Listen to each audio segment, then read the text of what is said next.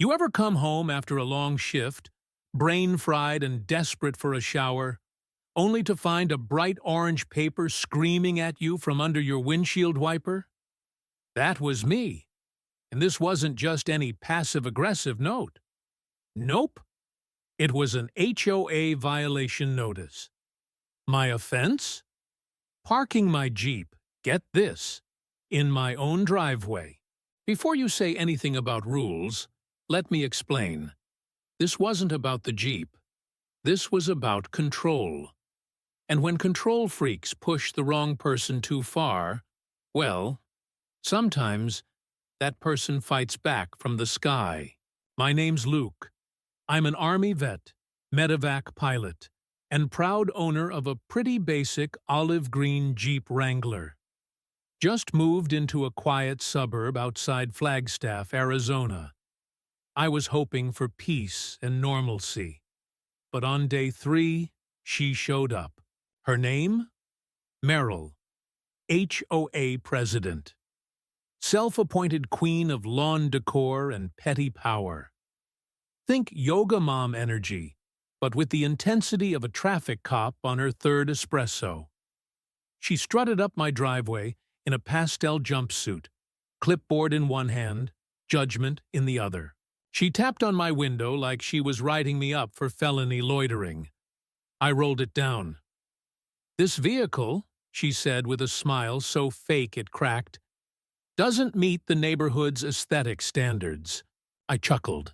Huge mistake. That night, I got an email titled "Urgent Compliance Issue." Apparently, my Jeep was an eyesore. I asked a simple question in reply. Is it the Jeep you have a problem with, or the fact I served in the Army?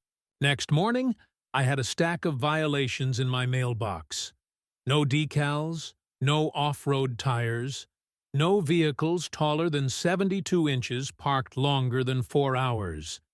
It was like someone reverse-engineered my Jeep into a list of crimes. I stayed calm. Parked deep into the driveway, turned it so the decals faced away from the street. I wasn't trying to be difficult, but then I came back from a medevac drill one night, and the Jeep was gone, towed, from my own driveway, while I was away on active duty. That's when it clicked for me. This wasn't just about parking, this was about principle.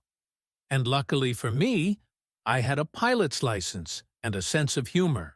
I started looking into FAA regulations, zoning laws, helipad permits.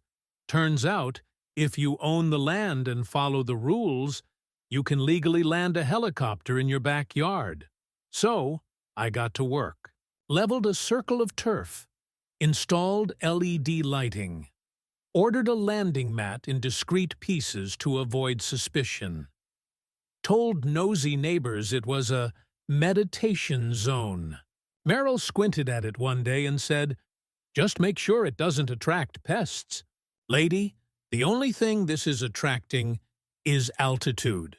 One bright Saturday morning, I stood on my lawn sipping coffee, waiting.